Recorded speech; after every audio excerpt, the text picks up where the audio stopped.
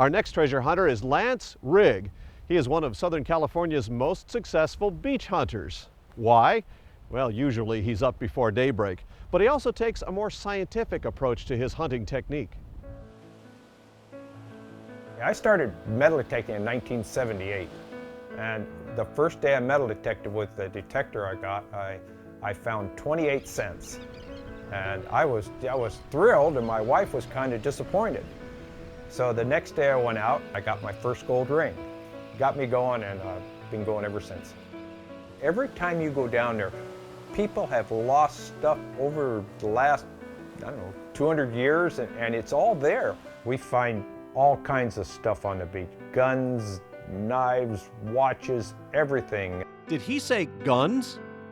Finding a gun, somebody's done something bad with it or something, and you really don't want to keep those things. So we turn them into the police department, and they dispose of them.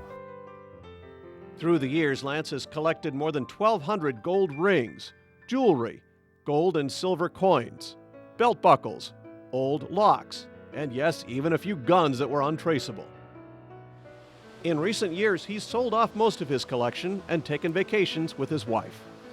We took paid for a 2-month trip to Alaska with what I found on the beach.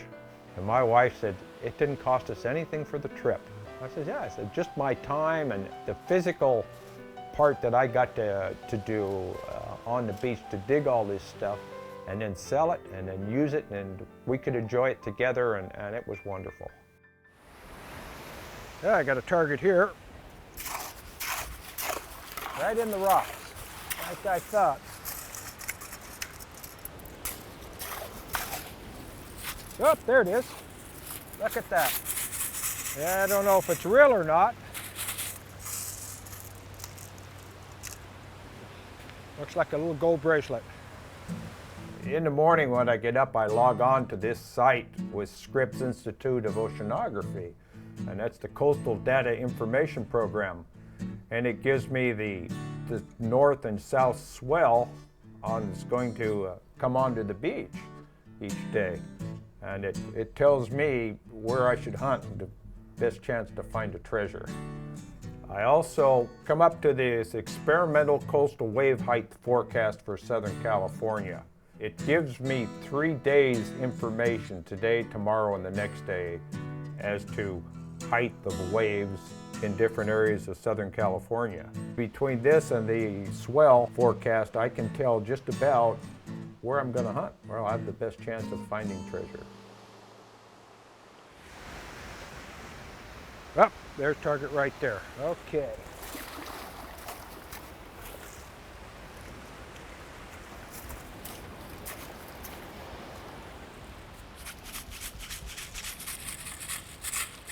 Oh, yeah, here it is. It's a quarter. This is how they come out of the ocean. It's been in the water a while. You can see the rust is coming off of it. We have to take these and clean them up in a rock tumbler with salt and vinegar, and it'll make it look shiny again, and we can put it back in circulation. This is one of the neatest treasures that I've found on the beach. It's a $50 gold coin, and when I found this, I was so excited. It's like, awesome. But along with this, I found 4 other pieces of gold, so I had 5 total in about an hour and a half. Another piece I found is a diamond watch. It's a Baume Mercier. It has 26 diamonds, and when I showed my wife, she came unglued. It's very nice.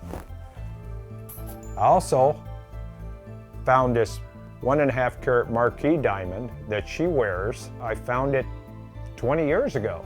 It's one of my best finds also. One day at the beach, I found 7 bangle bracelets. I was going along, and at about 14 inches, I got this target. And so I dug down and I got one, and I bent it with my sand scoop because I didn't know what it was. And I thought, oh, wow, okay. So then I went along about 2 feet more, and I got another target, and it was the same signal sound as the first one. I said, I'll bet I know what that is. And sure enough, in the end, I had 7 bangle bracelets. Over the years, Pete's Tackle Shop has become a favorite hangout every morning for treasure hunters like Lance. Well, it got to be a central meeting place for all the guys. And now when somebody finds something, they come into the shop and they show everybody, and they don't have to advertise what they find or where they find it, but if they want to show it off, they have somebody there that will watch them, and it's cool. This is really a beautiful ring. Where'd you find it? South of Manhattan Pier, About what street? around 10th, 10th Street? Yeah. On the top of the berm or in the wet? in the wet. In the wet. Yeah. You're gonna go this afternoon? I've got to work. Have at it. You let me go? It's all yours. Thank you, man.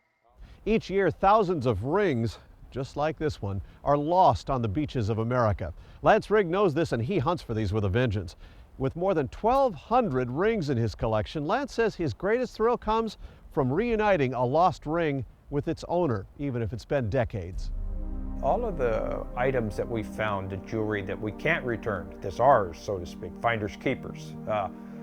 To be able to go down there when someone's lost something and they got a real sour look on their face, and you find what they lost and give it back to them, the look on their face, it's amazing. It makes you feel so good. Things that we can't return, the jewelry that we found, you say, gee, who lost this? And you know, they really got to be heartbroken because they lost it. But to be able to give part of it back, that's cool. We really enjoy that. That's a special feeling that we have.